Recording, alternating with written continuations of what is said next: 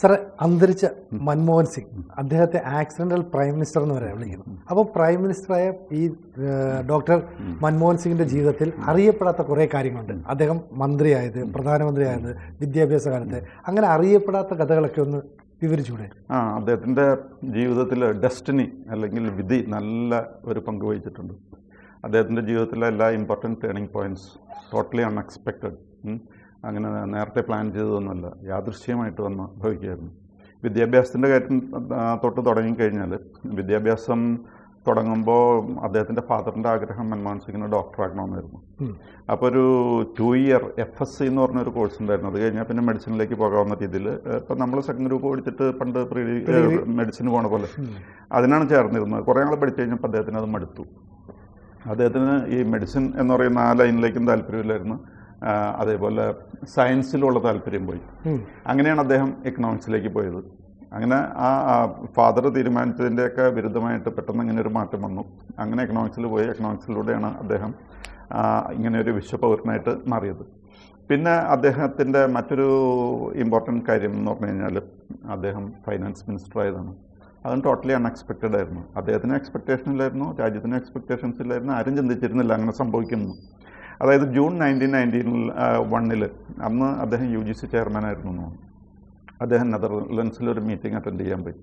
അങ്ങനെ വീട്ടിലേക്ക് തിരിച്ചു വന്നു. തിരിച്ചു വന്നു കഴിഞ്ഞപ്പോൾ ഇദ്ദേഹത്തിൻ്റെ മരുമകൻ വിജയ് എന്ന് പറയുന്ന ആൾക്കൊരു ഫോൺ കോൾ വന്നു. ആ ഫോൺ കോൾ എന്ന് പറഞ്ഞാൽ PC അലക്സാണ്ടറിൻ്റെ ആയിരുന്നു, from the prime ministers office. അപ്പോൾ PC അലക്സാണ്ടർ ഈ മൻമോഹൻ സിംഗിനെ ഒന്ന് കാണണമെന്ന് പറഞ്ഞു. അങ്ങനെ അവർ തമ്മിൽ കണ്ടു കഴിഞ്ഞപ്പോൾ ഇദ്ദേഹം ഒരു സൂചന നൽകി. PC അലക്സാണ്ടർ ചിലപ്പോൾ ഇന്ത്യയുടെ ഫൈനാൻസ് മിനിസ്റ്റർ ആക്കാൻ സാധ്യതയുണ്ടെന്നൊക്കെ ഒരു സൂചന നൽകി. എന്നിട്ട് അദ്ദേഹം പോവുകയും ചെയ്തു. അപ്പോൾ മൻമോഹൻ സിംഗ് അത്ര സീരിയസ് ആയിട്ട് എടുത്തിരുന്നില്ല. കാരണം എന്താണെന്ന് വെച്ച് കഴിഞ്ഞാൽ, പട്ടേൽ എന്ന് പറയുന്ന ഒരാളെയാണ് പലരും കണ്ടിരുന്നത് ഈ പോസ്റ്റിലേക്ക് വരാനായിട്ട്. കാരണം മൻമോഹൻ സിംഗിന് അതുവരെയായിട്ട് വേറെ പൊളിറ്റിക്സായിട്ടൊരു കണക്ഷനുമില്ല, ഒരു പൊളിറ്റിക്കൽ പാർട്ടിയുടെ ആളുമായിരുന്നില്ല, കാര്യമായിട്ടുള്ള ആക്ടിവിറ്റീസ് ഒന്നും അദ്ദേഹത്തിനുണ്ടായിരുന്നില്ല. അക്കാഡമിഷ്യനായിരുന്നു, എക്കണോമിസ്റ്റ് എന്നുള്ള രീതിയിൽ പേരെടുത്തായിരുന്നു. അങ്ങനെ പല പോസ്റ്റുകളിൽ, ഇന്ത്യയിലെ വളരെ പ്രധാനപ്പെട്ട പോസ്റ്റുകളിൽ പലതിലും അദ്ദേഹം വന്നിരുന്നു. പിന്നെ ആ സമയത്ത് UGCയുടെ ചെയർമാനായിരുന്നു. പിന്നെ ഈ 1991 തന്നെ ജൂൺ 21 വീണ്ടും അദ്ദേഹത്തോട് പറഞ്ഞു, തൽക്കാലം ഒരു കാര്യം ചെയ്യുന്നു, വീട്ടിലേക്ക് പോകും. UGC ഓഫീസിലിരിക്കുകയായിരുന്നു. വേഗം വീട്ടിലേക്ക് പോ, എന്നിട്ട് വസ്ത്രമൊക്കെ മാറിയിട്ട് വേഗം വാന്ന് പറഞ്ഞു.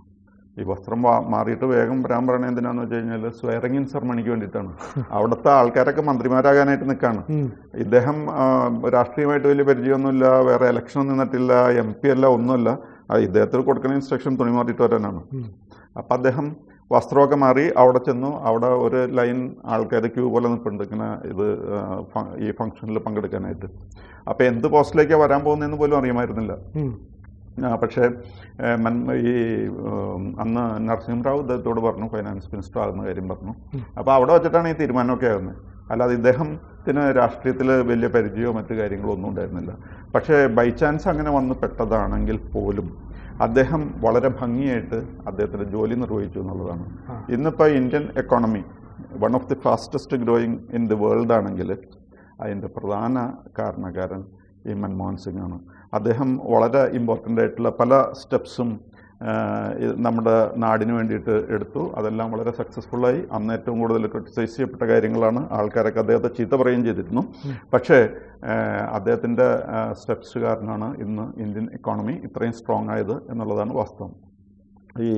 ഇവിടെ ലിബറലൈസേഷൻ്റെ കാര്യവും അതേപോലെ തന്നെ ഈ കൺട്രോളർ ഓഫ് ക്യാപിറ്റൽ ഇഷ്യൂസ് എന്ന് പറയുന്ന ആ പോസ്റ്റ് മാറ്റി SEBI, Securities and Exchange Board of India ആക്കിയതും, റുപ്പി ഡീവാലുവേഷനും, അതേപോലെ nuclear treaty with the US, ഈ വക ഇമ്പോർട്ടൻറ്റ് വളരെ മേജർ കാര്യങ്ങളൊക്കെ ചെയ്തത് അദ്ദേഹം ഫൈനാൻസ് മിനിസ്റ്റർ ആയ ശേഷമാണ്. എല്ലാത്തിനും നല്ലപോലെ ചീത്ത കേട്ടിട്ടുണ്ട്. ഏറ്റവും കൂടുതൽ ചീത്ത കേട്ടത് ഒരു പക്ഷേ ഈ അമേരിക്കയായിട്ട് ന്യൂക്ലിയർ ട്രീറ്റി സൈൻ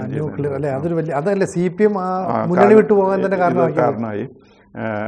അതേപോലെ അങ്ങനെ പല പ്രശ്നങ്ങളുണ്ടായിരുന്നു. പക്ഷേ ഇന്ന് തിരിഞ്ഞു പോയി കഴിയുമ്പോൾ അദ്ദേഹം ചെയ്ത കാര്യങ്ങളെല്ലാം വളരെ നന്നായി എന്നുള്ളതാണ്. പിന്നെ റുപ്പി ഡീവാലുവേഷൻ നടത്തിയായിരുന്നു. അത് ഭയങ്കരമായിട്ട് ക്രിട്ടിസൈസ് ചെയ്യപ്പെട്ടിരിക്കുന്ന കാര്യമാണ്. നമ്മുടെ ശ്രീനിവാസൻ്റെ ഏതോ സിനിമയിൽ ശ്രീനിവാസൻ പറയുന്നുണ്ട്, എല്ലാത്തിനും ഭയങ്കര വിലക്കയറ്റമാണ്, ആകെ ഇപ്പോൾ വില കുറഞ്ഞത് രൂപയ്ക്ക് മാത്രമാണെന്നൊക്കെ പറഞ്ഞ് കളിയാക്കുന്നുണ്ട്. പക്ഷേ അതുകൊണ്ട് എന്ത് പറ്റിയെന്ന് പറഞ്ഞാൽ നമ്മുടെ ബിസിനസ് നല്ലപോലെ ത്രൈവ് ചെയ്തു. നമ്മളിപ്പോൾ 1 കിലോ പഞ്ചസാരയ്ക്ക് 500 രൂപയ്ക്ക് വേണോ ഞാൻ കൊടുക്കാമെന്ന് പറഞ്ഞാൽ 500 രൂപയ്ക്ക് വിറ്റ് ലാഭം ഉണ്ടാക്കാൻ നിന്നിട്ട് കാര്യമില്ല. അതിന് യഥാർത്ഥത്തിലുള്ള വിലയുണ്ടെങ്കിലേ ആൾക്കാരത് അക്സെപ്റ്റ് ചെയ്യുള്ളൂ. അതേപോലെ റുപ്പിക്ക് ന്യായമായ വില അതിൽ ഫിക്സ് ചെയ്ത് കഴിഞ്ഞാൽ ആരെങ്കിലും നമ്മളായിട്ട് ബിസിനസ് ചെയ്യുള്ളൂ എന്നുള്ളത് മനസ്സിലാക്കിയിട്ടാണ് അങ്ങനെ വില കുറച്ചത്. അതനുസരിച്ചിട്ടാണ് നമ്മുടെ ബിസിനസ് വളരെയധികം വർദ്ധിക്കുകയും നമ്മുടെ പല പ്രശ്നങ്ങൾക്കും പരിഹാരം സാമ്പത്തികമായിട്ട് വളരെയധികം വളർച്ച നേടാനും കഴിഞ്ഞു. പിന്നെ അതേപോലെ ഈ പ്രൈം മിനിസ്റ്റർ പോസ്റ്റ് എന്ന് പറഞ്ഞു കഴിഞ്ഞാൽ അദ്ദേഹത്തിന് അങ്ങനെ പ്രത്യേകിച്ച് ഒരു പൊളിറ്റിക്കൽ ബാക്ക്ഗ്രൗണ്ട് ഇല്ലാത്ത അവസ്ഥയിൽ പെട്ടെന്ന് ഇദ്ദേഹത്തെ പ്രൈം മിനിസ്റ്റർ ആക്കാനുള്ള ഒറ്റ കാരണമുള്ളൂ. അതായത് ഒരു ദിവസം ഈ രാഷ്ട്രപതി ഭവനിൽ വെച്ചിട്ട് അവിടെ എല്ലാവരും കൂടി നിൽക്കുമ്പോഴാണ് സോണിയാഗാന്ധി ഡിക്ലെയർ ചെയ്യാണ് മൻമോഹൻ സിംഗ് ആണ് അടുത്ത പ്രൈം മിനിസ്റ്റർ ആകാൻ പോകുന്നത്. എല്ലാവരും പ്രതീക്ഷിച്ചത് സോണിയാഗാന്ധി ആയിരുന്നു അന്ന് നേതൃത്വത്തിലുള്ളത്. മൻമോഹൻ സിംഗ് ആണ് അതോടുകൂടി പ്രൈം മിനിസ്റ്റർ എന്നുള്ളത് അദ്ദേഹത്തിന് ആയി എന്നുള്ളതാണ്. അപ്പോൾ പ്രൈം മിനിസ്റ്റർ എന്നുള്ള രീതിയിൽ ഇന്ത്യ വളരെ സേഫായിരിക്കും എന്ന് സോണിയാഗാന്ധി പറഞ്ഞിരുന്നു. അപ്പോൾ സോണിയാഗാന്ധി അത് പറയുമ്പോൾ ഓക്കെ, ഇന്ത്യക്ക് വളരെ സേഫായിരുന്നു, അതിൽ കൂടുതൽ സോണിയാഗാന്ധിയുടെ ഫാമിലിക്കും വളരെ സേഫായിരുന്നു. 2004 സോണിയാഗാന്ധി പ്രധാനമന്ത്രി ആകാഞ്ഞത് ഒരുപക്ഷെ ഒരു ഇറ്റാലിയൻ പൗര ആയതുകൊണ്ട് അവരെ എതിർക്കാൻ BJP ഉൾപ്പെടെയുള്ള പ്രതിപക്ഷ കക്ഷികൾ നിന്നു. എല്ലാവരും അതെ. അപ്പം ഇനി മുൻ പ്രധാനമന്ത്രിയായിരുന്ന നരസിംഹറാവുവിനെ പോലെ താൻ പറഞ്ഞാൽ കേൾക്കാത്ത ഒരു പ്രധാനമന്ത്രി വന്നാൽ പിൻസീറ്റ് ഡ്രൈവിംഗ് നടക്കില്ല. അപ്പൊ ഏറ്റവും ശാന്തനായ, ഒന്നും തിരിച്ചു പറയാത്ത ഒരു നല്ല ഒരു വ്യക്തിയെ പിടിച്ചാക്കണം. ഒരു ജെന്റിൽമാൻ, കഴിവുള്ള ആള്, ഒരു ജെന്റിൽമാനാണ്, അക്കാഡമീഷ്യനാണ്, ലോകത്ത് വിവിധ യൂണിവേഴ്സിറ്റികളിൽ അധ്യാപകനായിരുന്നു. അപ്പോൾ എല്ലാ കാര്യങ്ങളിലും നമ്മൾ പറഞ്ഞാൽ അതുപോലെ കേൾക്കുന്ന ഒരാൾ. അപ്പോൾ നരസിംഹറാവുവിന്റെ ഒരു പാതയിൽ വരാത്ത ആൾ, അങ്ങനെ ആയിരിക്കും ഈ മൻമോഹനെ സെലക്ട് ചെയ്തത്. മാത്രമല്ല അവരുടെ ഫാമിലിക്ക് വേറൊരു ത്രെട്ട് ഇദ്ദേഹത്തിൽ നിന്നില്ല. കാരണം ഇദ്ദേഹം എന്തെങ്കിലും രാഷ്ട്രീയ അംബിഷൻ ഉള്ള ആളാണ്, അല്ലെങ്കിൽ ഇദ്ദേഹത്തിന്റെ മക്കളെ വീണ്ടും കൊണ്ടുവരണമെന്നൊക്കെ ചിന്തിച്ചു കഴിഞ്ഞാൽ വളരെ പ്രശ്നമുള്ള കേസാണ്. പിൻഗാമികളെ ഇത് യാതൊരു പിൻഗാമിയുടെയും പ്രശ്നമില്ല. വിശ്വസ്തനായിട്ട് സെർവ് ചെയ്യുകയും ചെയ്യും, വളരെ സൗമനസ്യത്തോടുകൂടി പെരുമാറുകയും ചെയ്യും. അപ്പോൾ സോണിയാഗാന്ധിക്ക് അവരുടെ ഫാമിലിയുടെ കാര്യം സേഫാണ്. പിന്നെ അതിന് വേറൊരു അഡ്വാൻറ്റേജും കൂടി ഉണ്ടായിരുന്നു. ഈ സിഖ് കമ്മ്യൂണിറ്റി ഗാന്ധി ഫാമിലിനെ ശത്രുവായിട്ട് പ്രഖ്യാപിച്ചായിരുന്നു. അപ്പോൾ ഇന്ദിരാഗാന്ധി കൊല്ലപ്പെട്ടു, ഇനിയിപ്പോൾ രാജീവ് ഗാന്ധി ഓഫ് കോഴ്സ് വേറെ സാഹചര്യങ്ങളിൽ കൊല്ലപ്പെട്ടു. പക്ഷെ ഇത് കുടുംബത്തിന് അടുത്ത തലമുറകളിലേക്കും ബാധിക്കുന്ന ഒരു പ്രശ്നമാകുമോ എന്നൊരു സംശയം ഉണ്ടായിരുന്നു. അപ്പോൾ ഇതുവഴി സിഖ് സമുദായത്തെയും ഒന്ന് കയ്യിലെടുക്കാനായിട്ട് സാധിച്ചു.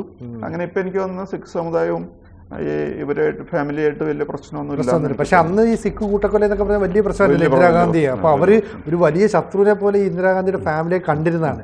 അപ്പോൾ നമ്മൾ അന്ന് പ്രതീക്ഷിച്ച് രാജീവ് ഗാന്ധിയുടെ അടുത്ത് ഇത്തരത്തിലുള്ള ശത്രുതാ മനോഭാവം എടുക്കുമെന്നൊക്കെയായിരുന്നു. പക്ഷെ അതൊന്നും അല്ല നടന്നത്. ഒരേ സമയം ഇന്ത്യയും സേഫാക്കി, ഫാമിലിയും സേഫാക്കി. അങ്ങനെ ഒരു അല്ല, അത് വാസ്തവത്തിൽ സോണിയാഗാന്ധി ഏറ്റെടുത്ത അല്ലെങ്കിൽ നല്ല ഒരു തീരുമാനമായിരുന്നു. അല്ലെങ്കിൽ എല്ലാവരും കൂടി അറ്റാക്ക് ചെയ്ത് നിങ്ങൾ ഇറ്റലിക്കാർ ഇവിടെ ഭരിക്കണ എന്തിനാന്നുള്ള ആ ഒരു സ്പിരിറ്റിൽ എല്ലാവരും കൂടി ഒന്നിച്ച് ആക്രമിച്ചു. പക്ഷേ അന്നേരവും ഈ പറയുന്ന നാഷണൽ അഡ്വൈസറി കൗൺസിൽ എന്ന് പറഞ്ഞിട്ടൊരു ടീമിനെ ഉണ്ടാക്കിയിട്ട് സോണിയായിരുന്നു ഭരിച്ചിരുന്നത്. ശരിക്കും പറഞ്ഞാൽ ഈ പല മന്ത്രിമാരും ചെയ്യുന്ന പ്രവൃത്തികൾ, അവരുടെ റിപ്പോർട്ടുകളൊക്കെ ഈ പ്രധാനമന്ത്രിയെ മൻമോഹൻ സിംഗ് കാണാതെ ഈ സോണിയാഗാന്ധിയുടെ വീട്ടിലെത്തിക്കുക, അവരത് അനുമതി നൽകുകയും ചെയ്തു. പക്ഷേ പലപ്പോഴും അത് മൻമോഹൻ സിംഗിന് ബുദ്ധിമുട്ടുണ്ടാക്കിയിട്ടുണ്ട്. പക്ഷേ അദ്ദേഹം രാഷ്ട്രത്തിന് വേണ്ടിയിട്ട്, കോൺഗ്രസ് പാർട്ടിയുടെ നന്മയ്ക്ക് വേണ്ടിയിട്ട് എല്ലാം ഉള്ളിലൊതുക്കി.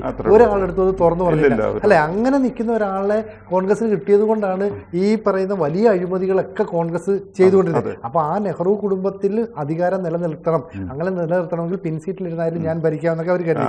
ഇപ്പോൾ സോണിയാഗാന്ധിയാണ് ഇതേപോലെ എക്കോണമി ലിബറലൈസ് ചെയ്യാൻ പോണേ എന്നുണ്ടെങ്കിൽ, അല്ലെങ്കിൽ രൂപയുടെ വില കുറയ്ക്കാൻ പോകണമെന്നൊക്കെ പറഞ്ഞു കഴിഞ്ഞാൽ ഇറ്റലിക്ക് ലാഭം ഉണ്ടാക്കാനാണെന്നൊക്കെ പറഞ്ഞ ആൾക്കാരോട് ബഹളം ഉണ്ടാക്കിയാണ്. പിന്നെ ഇദ്ദേഹത്തിന്റെ സത്യസന്ധത എന്ന് പറഞ്ഞാൽ വളരെ, അതായത് കോൺഗ്രസ് പാർട്ടിയിലെ രണ്ടുപേര്, AK ആന്റണി അതെ, മൻമോഹൻ സിംഗും അതെ, ഈ രണ്ടുപേര് സത്യസന്ധതയുടെ പ്രതീകമാണ്. പിന്നെ നമ്മുടെ കേരളത്തിൽ എന്ന് പറഞ്ഞാൽ മാർക്സിസ്റ്റ് പാർട്ടി ആരെത്ര സത്യസന്ധതയായാലും എതിർ പാർട്ടിയാണെങ്കിൽ അവരെ താറടിച്ച് നശിപ്പിച്ച് കളയും.